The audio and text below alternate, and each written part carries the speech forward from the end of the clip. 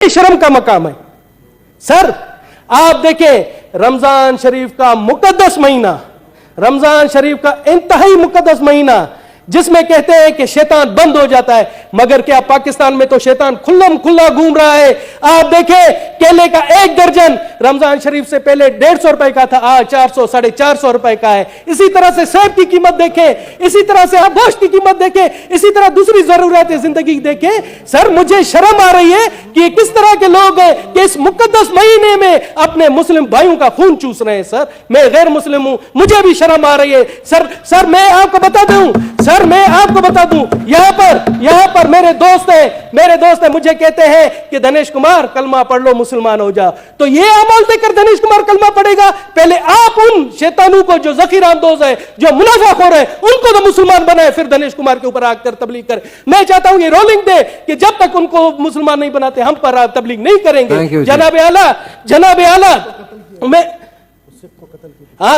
आला मैं आता हूं अभी कि हमारे कल खैबर पख्तूनख्वा में, जिस तरह से मुझे याद दिलाया, खैबर पख्तूनख्वा में दयाल सिंह को कत्ल कर दिया गया। उसका कसूर क्या था आपको पता है? उसका कसूर यह था कि वो किराना स्टोर पर था, उसने रमजान पैकेज दिया था, रमजान में सस्ती एशिया बेचता था, उसको कत्ल कर दिया गया। जनाब आला इसी तरह से वहां कल पेशावर में ही एक क्रिश्चियन सेनेटरी वर्कर है काशिम मसीह, उसको भी कत्ल कर दिया गया।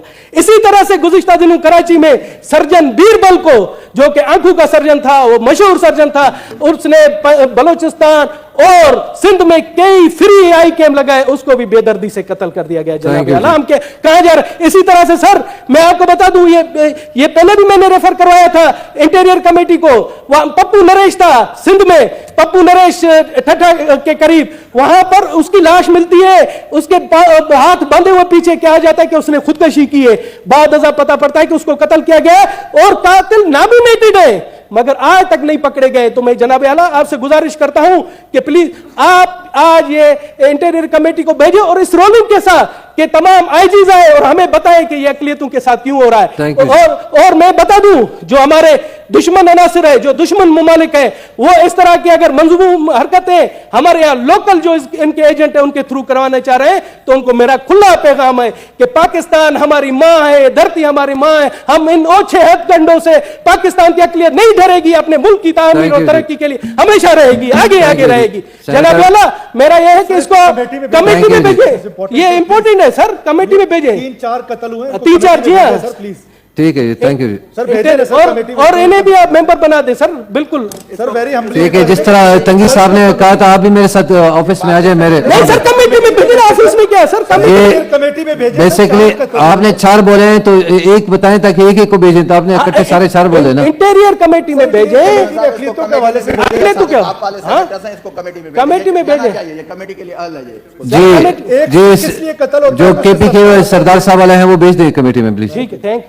पंजाब के लिए मुफ्त आटा स्कीम का ऐलान किया, तो मैं सोच रहा था कि वजीर आजम पूरे पाकिस्तान का वजीर आजम है, तो बलूचिस्तान के लोगों के लिए भी मुफ्त आटे का ऐलान करेंगे, मगर बदकिस्मती से बलूचिस्तान के लोगों के लिए उन्होंने मुफ्त आटे का ऐलान नहीं किया, जिससे मैं समझता हूं कि वो सिर्फ पंजाब का वजीर आजम है। जनाब मगर अब जो मैंने हालत देखी, वो भगदड़ मची, वहां पर 23 लोग बेचारे शहीद हुए। तो मैं कहता हूं कि खुदा का शुक्र है कि बलूचिस्तान के लिए ऐलान नहीं किया, वहां पर भी ऐसा असर होता मिसमैनेजमेंट की वजह से। जनाब किसी के कहते हैं ना शर में खैर होती है, वजीर आजम साहब ने बलूचिस्तान के लिए नहीं सोचा, मगर उसमें बलूचिस्तान के लोगों का खैर हुआ। जनाब आला मैं आपको बताऊं, बलूचिस्तान में इस टाइम जब सैलाब के बाद तमाम सड़कों का बुरा हाल है, कोई भी सड़क सही नहीं है। आप ये देखें कि गुज़िश्ता दिनों दाना सर से यूरोप से जो हमारे खैबर पख्तूनख्वा के लिए रास्ता है, वो 48 घंटे से बंद है। जनाब इसी तरह से कोयटा से अगर हम सिंध जाते, जैकाबाद जाते हैं, तो पिंजरा पुल है, वो भी हर रोज कभी 20 घंटे बंद होती है, कभी 48 घंटे बंद होती है। लोग रमजान शरीफ में दरपदर ख्वार हैं। इसी तरह से कराची को जो बलूचिस्तान से जो हब पुल है वो भी ट्रैफिक की वजह से बंद ही होती है, क्योंकि वो भी टूटी हुई है। इसी तरह से फोर्ट मंडू जो डीजी खान से मिलती है वो भी बर्बाद हालत है। मैं तो हैरान हूं कि बलूचिस्तान का कसूर क्या है कि वहां पर एक सैलाब आया और हुकूमत यहां पर हमारे पीटीआई के दोस्त, यहां पर हमारे पीडीएम के दोस्त एक दूसरे की टांगे खींचने में मसरूफ है और जो लोगों के बुनियादी मसाइल है उन पर तवज्जो नहीं दी जा रही। मुझे तो लगता है पीडीएम में पीटीआई की रूह घुस गई है। पीडीएम में भी पीटीआई के लोग बैठे हुए जो पीटीआई को खुद मकबूल कर रहे हैं ऐसी हरकतों से। जनाब आला, थैंक यू जी। जनाब आला, कच्ची कैनाल भी बंद है। मैं अब